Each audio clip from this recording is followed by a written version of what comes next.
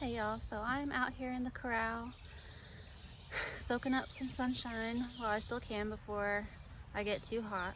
I was looking at the app that I use to keep track of how long it's been since I quit smoking cigarettes, and I'm coming up on 2 years of what I would call my healing journey, and I can pinpoint the time back to the day that I quit smoking cigarettes, because I quit smoking cigarettes at the same time that I decided to also start the carnivore diet. I have a previous video that goes into some detail about why I needed to start changing my lifestyle to heal my body, but I will recap a little bit of background.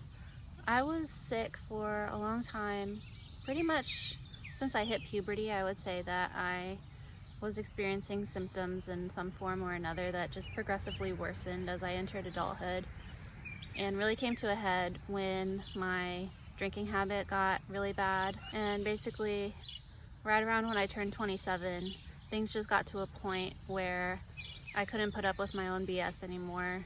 I realized that something had to give if I wanted to be able to envision myself, living a long and healthy life. Essentially what kickstarted my healing era was, like I said, I woke up the morning of my 27th birthday, hungover. I had had a gathering the night before where I was feeling so disconnected from everyone that, as usual, I drank to excess.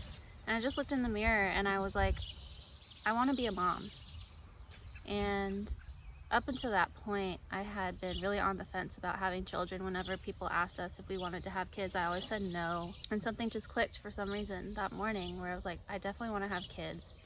And I definitely can't if I continue living my life as I have been and treating my body the way that I have been, and not figuring out how to address some of the issues that I had been having. That's when I decided to quit drinking, and that was in March. And it wasn't until I had been sober for several months and I got to July, I realized that the sobriety alone wasn't addressing most of the health issues and symptoms that I was struggling with, and that I was going to have to take things to the next level. So that's when I learned about the carnivore diet, and I decided that I wanted to try that. And in the same breath, I realized that if I was going to put all this work into making these really dramatic lifestyle changes, that it wouldn't make sense for me to continue smoking cigarettes either. So in one fell swoop, I completely overhauled my diet and quit smoking cigarettes. There's two thoughts that I want to start off with, and the first one comes from a video I was watching from the channel Our Little House on the Mountain, and she was talking about nervous system regulation and her morning habits that she implements in order to reset her nervous system in the mornings.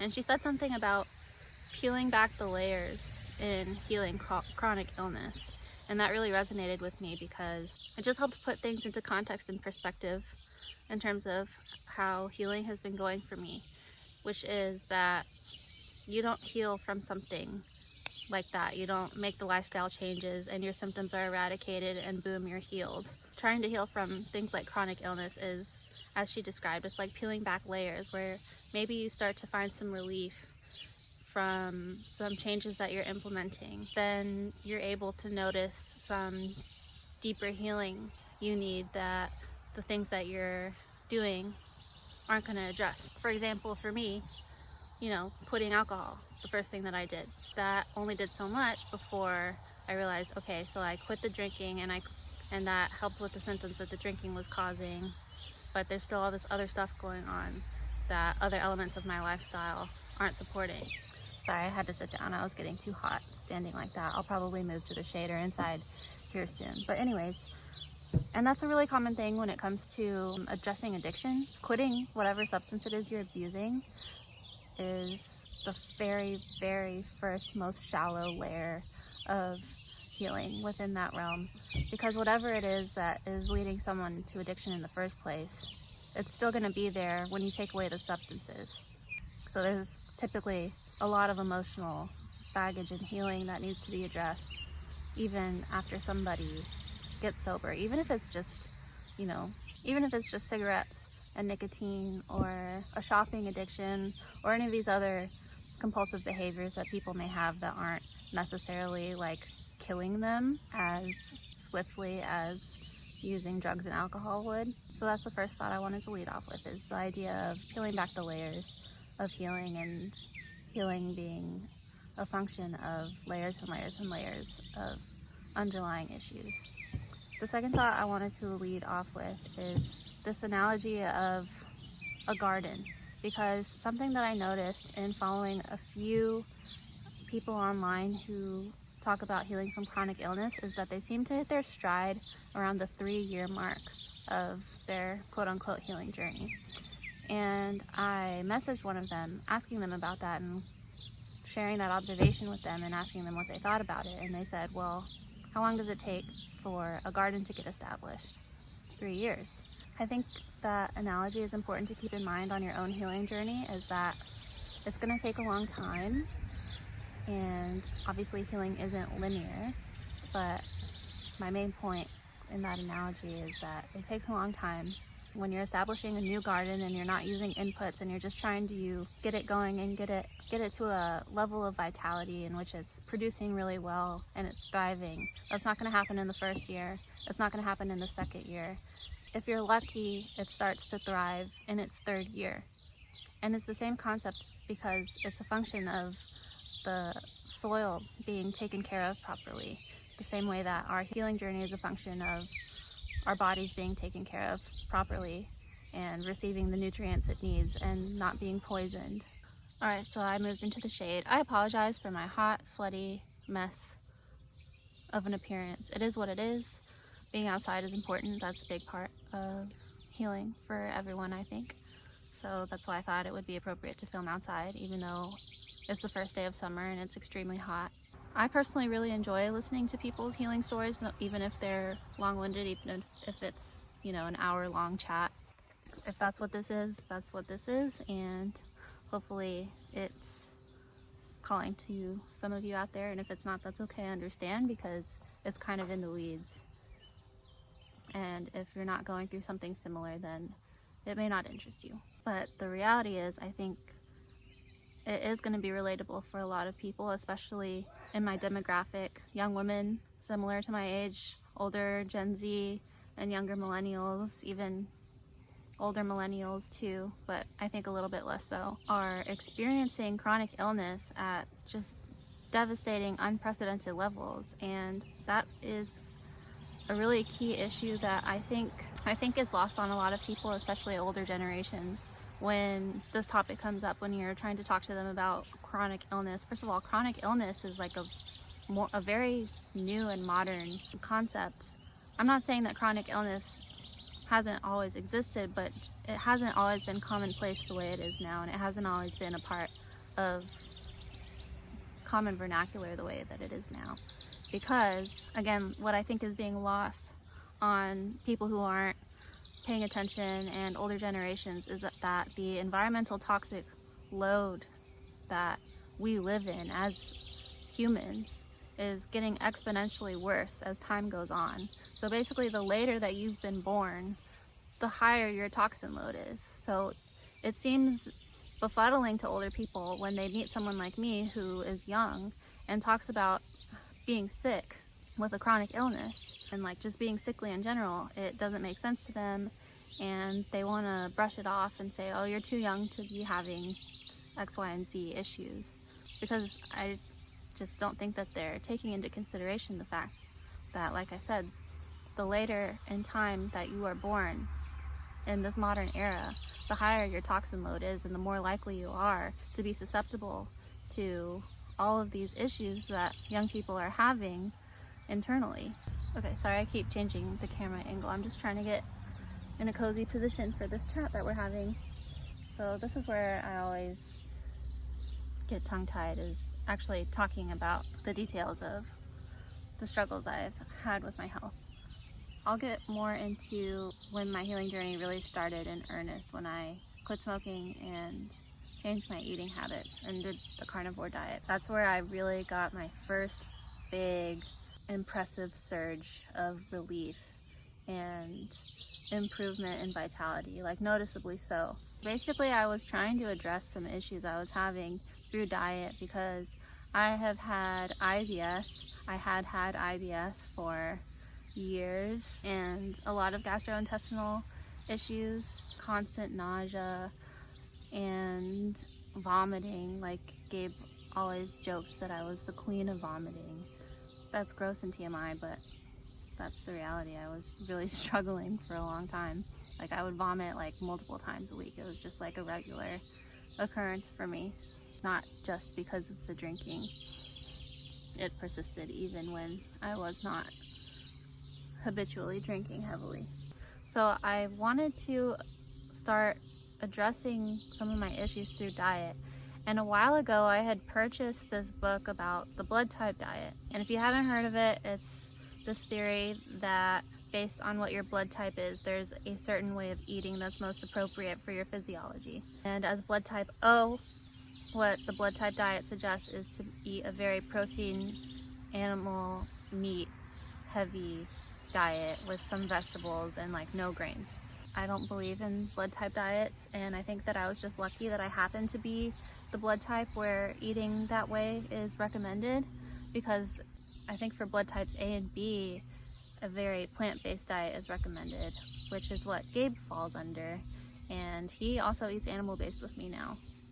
So just based on our anecdotes, the blood type diet does not apply. So I had gotten into this blood type diet thing, and then I started doing more research about it on YouTube, and one of the channels that was being recommended to me that I was starting to listen to for health advice was explaining why the blood type diet is bunk, basically, and was suggesting keto really heavily. And then that fed me into videos about the carnivore diet. And all of these videos and all of these comment sections were just absolutely flooded with people describing themselves as healing, like deeply, truly healing and finding relief for the first time without doctors for their chronic illnesses through this way of eating. And at this point, you know, as many people do, I had gotten so desperate and willing to try anything to find some relief. And all these people were saying that it was working for them, so I was going to try it, and I did. I had just decided, like, on the spot, like the first day that I started going down this rabbit hole, that I was going to give it a shot, because why not? Yes, it sounded crazy to me. I know that it sounds crazy to everyone when they hear about it for the first time, because it's eating animal products exclusively, just meat, just eggs, maybe dairy, no seasonings, no sauces, nothing. Like, literally, you can only eat what has come from an animal, unprocessed. So like, people get confused. They think, oh, so you mean like you're gonna eat like cheeseburgers, you're gonna eat sandwiches that have a lot of meat on them, like you're gonna go for like the meaty options when you eat, right? It's like, no, just the meat, like no bread, like just meat. Okay, I did it for one day. I had 3 meals in a row of just ground lamb and fried eggs, I think.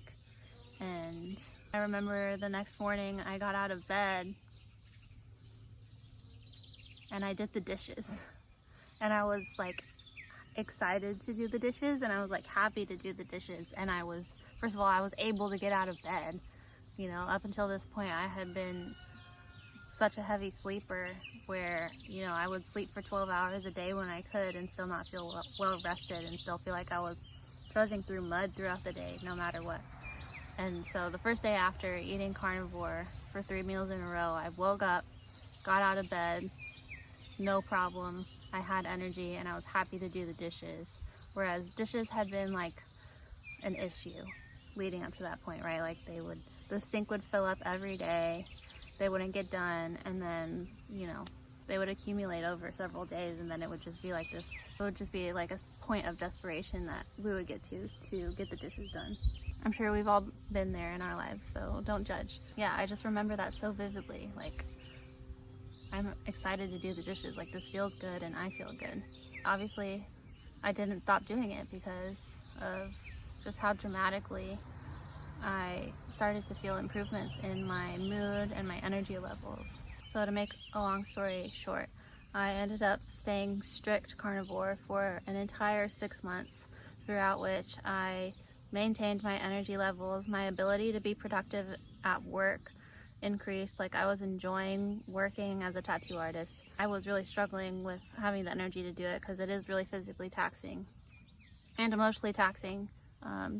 You know, engaging with the public, offering services, it's just, you know, that's just the nature of a service job. It can be really emotionally draining, and I was getting so burnt out. Like, I was, you know, kind of freaking out because I was just at such a point with how I had been feeling that I was trying to figure out like how I could get on disability. Like, I was feeling like, you know, if I have to keep working, that I'm just gonna die. Like, I felt like I was dying. But when the carnivore diet came along, I all of a sudden was like able to start answering my emails and DMs again. I had been paying a friend to do it for me because it was just too much for me. And all of a sudden, like, I wanted to take back over, and I was able to stay on top of it. And I was able to get my drawings done ahead of time and like not frantically. And I actually felt like really good about them instead of feeling like I was just like white knuckling my way through my job. And I was even like drawing designs in excess and making flash sheets, whereas before, like, I only had enough bandwidth to make the designs for my custom clients, and I wasn't doing any extra art on the side. I was just busting out these drawings. I was booking myself super tight. I was tattooing a lot and feeling good about it and keeping up with it well. And I lost weight pretty quickly, which is pretty common when people do a carnivore diet, because when you eliminate carbs, like, your body just sheds all the water weight that it's holding on to like that. And when you've been living with inflammation, it's a lot of water weight. I think it was like probably like 12 pounds of water weight I lost in like a week, which makes a really noticeable difference in your appearance, because that's just all bloating and inflammation that just falls off of you when you do this kind of dietary change. So yeah, it has been 2 years since I started the carnivore diet. 6 months I did it very strictly. I would no longer describe myself as following a carnivore diet because the guidelines for a carnivore diet are quite rigid, and I just don't really fall into those anymore. I have since slowly incorporated new things into my diet, especially once we moved up to Iowa, and since we've been farming and gardening, you know, I've added back in fresh and local produce and things like that. And I've even started incorporating like gluten products again. Like, I eat sourdough bread, and I will make cookies every once in a while. You know, I started off as saying that I was having like a quarterly gluten indulgence, and it's actually a little bit more often now, and it doesn't give me gastrointestinal upset. I've gained weight back, that's for sure, but I don't mind because I don't feel like I'm dying and outrageously bloated. I've just gained some weight back. All that to say is I still very much am following an animal-based diet. I have animal products for every single meal. I eat a lot of meat, and meat is still the base and the foundation of every meal that I have. Anything else is just garnish and treat, and Gabe eats the same way that I do as well. And he was very disturbed when I first introduced the idea to him. That first day when I described to him what I was going to do, he was very skeptical. Obviously, he supported me and wasn't going to stop me, but he thought it was crazy until he noticed all the changes that I was exhibiting, how much happier and healthier that I seemed so quickly, that he actually started doing it as well.